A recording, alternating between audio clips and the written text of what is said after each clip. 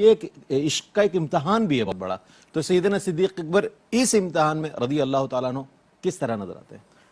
جی ہاں بالکل، یہ عشق کا ایک بہت بڑا امتحان تھا. نبی کریم صلی اللہ علیہ وسلم کے پاس ایک شخص حاضر ہوئے کہ یا رسول اللہ میں آپ سے بہت محبت کرتا ہوں. تو فرمایا پھر آزمائشوں کے لیے تیار ہو جاؤ. اللہ اکبر اللہ. حضرت بشر حافی رضی اللہ تعالیٰ عنہ کے پاس کچھ لوگ آئے کہنے لگے حضور ہم آپ سے محبت کرتے ہیں. تو آپ نے پتھر اٹھا کے مارنا شروع کر دیا تو وہ بھاگے.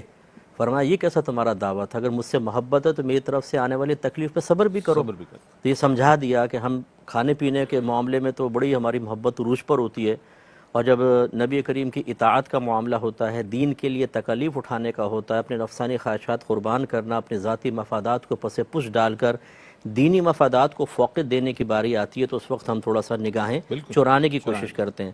لیکن یہ وہ صدیق اکبر ہیں کہ جب عشق کا امتحان شروع ہوا، آپ اچھے کاروباری تھے، آپ معزز شخصیت تھے، آپ کو محافل کے اندر مرکزی حیثیت حاصل ہوتی تھی، اور آپ کا خاندان نسب وغیرہ کے بارے میں آپ کو پروگرام دیکھا تھا، آپ نے خود یہ جملہ ارشاد فرمایا کہ ان کا بڑا ایک مقام مرتبہ تھا. اور یقینی سی بات ہے نبی کریم کی معیت اختیار کرنا اور آپ کے حق میں بولنے کا مطلب ہے ان تمام چیزوں سے محروم ہو جانا. تمام کاروباری ڈیل ختم، آپ کی ایک بظاہر ظاہری طور پہ جو محافل میں عزت تھی وہ ختم ہو گئی. لوگ اپنے چہرے پھیر لیا کرتے تھے، لوگوں نے مسکرا کے بات کرنا چھوڑ دیا. جن کی آنکھوں میں محبت اور اپنائیت تھی اس میں نفرت اور کراہت نظر آنے لگی. لیکن نبی کریم کا عشق یہ کہہ رہا تھا کہ محبوب راضی ہو جائے پوری دنیا ناراض ہو کوئی بات نہیں، اور دنیا ناراض ہو جائے محبوب ناراض ہے تو کچھ بھی پاس نہیں. اور پھر جب آپ چلے ہیں ہجرت میں، خاص طور پر آپ کبھی نبی کریم کے آگے چلتے ہیں کبھی پیچھے چلتے ہیں، اور جب سرکار سوال کرتے ہیں وہ بغیر آپ آگے کیوں چلتے ہیں؟ کیا اس وجہ سے کہ کوئی حملہ کرے تو پہلے آپ پر ہو؟ اور یا رسول اللہ بالکل یہی بات ہے، جب میں خطرہ محسوس کرتا ہوں تو آپ کے آگے آ جاتا ہوں کہ پہلے مجھ پر حملہ ہو، اور میں پیچھے خطرہ محسوس کرتا ہوں تو فوراً آپ کے پیچھے آ جاتا ہوں.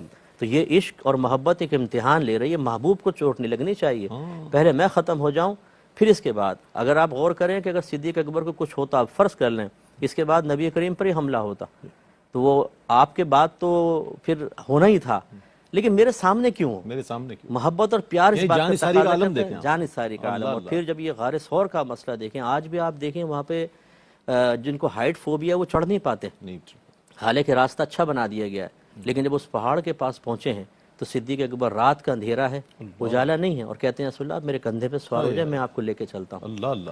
آپ یہ دیکھیے سرکار کو اٹھا کر اور چڑھنا اس پہاڑی کے اوپر. یہ عشق جو ہوتا ہے نا، عشق اور محبت یہ آدمی میں وہ طاقت پیدا کر دیتا ہے. اور سنگلاخ پہاڑ ہے، اب تو آپ فرمارے راستہ ہموار ہو گیا، تو راستہ ہموار بنا دیا گیا چڑھنے کے لیے. اس وقت کو آپ غور کیجئے، رات کا اندھیرا ہے، رات کا اندھیرا ہے. اور جیسے غار میں جا کر آپ نے جیسے فرمایا آپ نے کہ وہ سوراخ بند کر رہے ہیں، تو درمیان میں بھی تو سوراخ ہے نا، کوئی بھی جانور حملہ کر سکتا ہے، کوئی کیڑا کانٹا. اور رات میں آپ کو پتا ہے رات کے حشرات الارض باہر نکلتے ہیں، لیکن سرکار کو لے کے وہاں پہنچنا اور پھر سرکار کو ٹھہرا کے رسول اللہ پہلے میں جاؤں گا. اندر جا کے تمام سوراخ بند. اور پھر وہ کہتے ہیں اس شاک کہ وہ سانپ عرصہ دراز سے اللہ کی عطا سے اس کو الہام تھا کہ نبی کریم تشریف لائیں گے تو وہ زیارت چاہتا تھا، وہ حملہ کرنا نہیں چاہتا تھا. صدیق اکبر نے انگوٹھا لگایا تو اس نے پھر پیار سے ذرا مظاہرہ کیا تو وہ اثر اس کا ظاہر ہوا. لیکن سرکار گود میں تھے، صدیق اکبر ہلے بھی نہیں، کیونکہ عشق اس بات کا تقاضا کرتا ہے جان چلی جائے محبوب کی نیند خراب نہیں ہونی چاہیے. لیکن وہ آنسو جب ٹپکے ہیں تو سرکار ایک دم اقدس پر آ گئے. تو سرکار نے فرمایا صدیق کیا ہوا؟ اس کے رسول اللہ شاید کسی جانور نے کاٹ لیا ہے. سرکار نے اپنے لعاب دہن اقدس لگایا اور وہ ٹھیک ہوا. تو خلاصے کرام یہ کہ صدیق جو کرنا تھا وہ کر گزرے، وہ تو اللہ نے زندگی رکھی تھی تو باقی رہے. تو عشق اور محبت اسی بات کا تقاضا کرتا ہے کہ کہیں تو عقل عشق کے آداب سکھاتی نظر آتی ہے عقل، اور کہیں عشق یہ کہتا ہے عقل کو کہ اب تم سو جاؤ. اب اگر عقل درمیان میں آ گئی تو عشق متاثر ہوگا. دونوں مظہر ہمیں ادھر نظر آتے ہیں. سبحان اللہ.